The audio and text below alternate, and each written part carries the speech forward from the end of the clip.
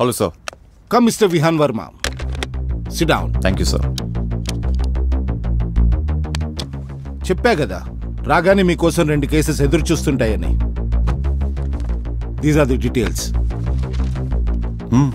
Introduction to challenging games. Interesting. I'll do my best, sir. All the best to you. Thank you.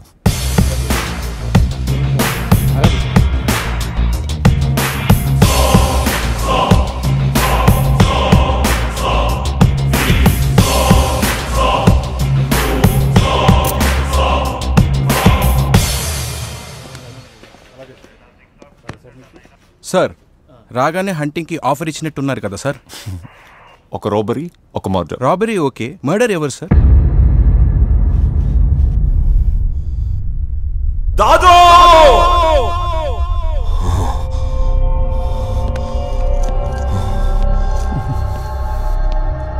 జాగ్రత్తగా చూసుకోమని చెప్పాను కదరా.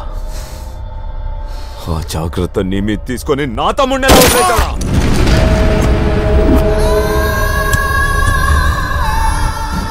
కోమాలో ఉన్న వాళ్ళని లేపడానికి ఎంత కావాలి? నేను దండం పెట్టేది ఇద్దరికే. 1 ప్రాణం పోసే డాక్టర్స్కి, 2 ప్రాణం తీసే ఈ గన్నుకి. ఏది కావాలో మీరే డిసైడ్ చేసుకోండి.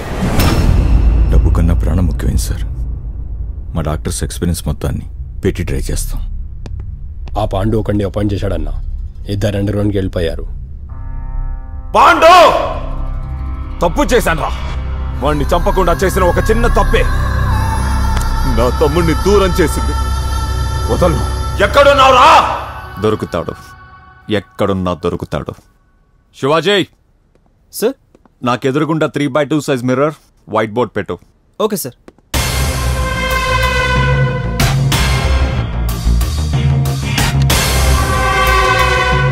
Number 1, robbery. రాబరీ బ్యాగ్లో ఉన్న డబ్బులు 50 లక్షలు. సేటికి 50 లక్షలు వచ్చిన రోజే రాబరీ జరిగిందంటే ఖచ్చితంగా డబ్బులు ఎప్పుడు వస్తాయి, ఎలా వస్తాయి అని పక్కాగా ప్లాన్ చేసి ఫాలో చేసి ఉండాలి. కన్ఫర్మ్గా బాగా తెలిసిన వల్ల ఉండాలి, లేక సేట్ ఏరియా వల్ల ఉండాలి.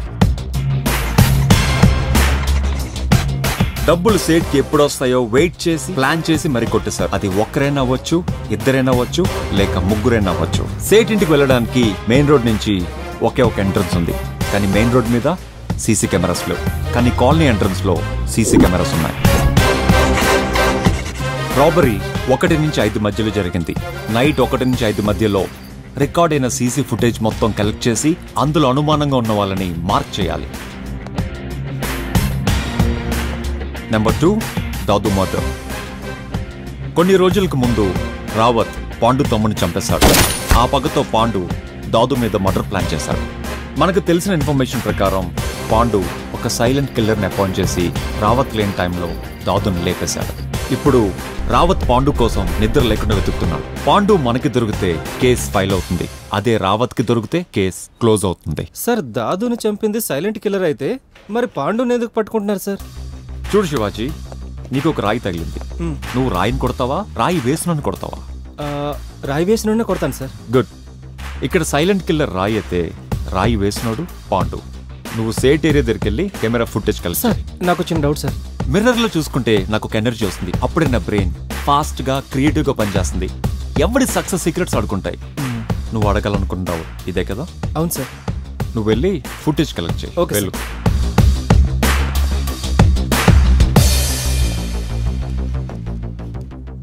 దొరుకుతాడు, ఎక్కడున్నా దొరుకుతాడు.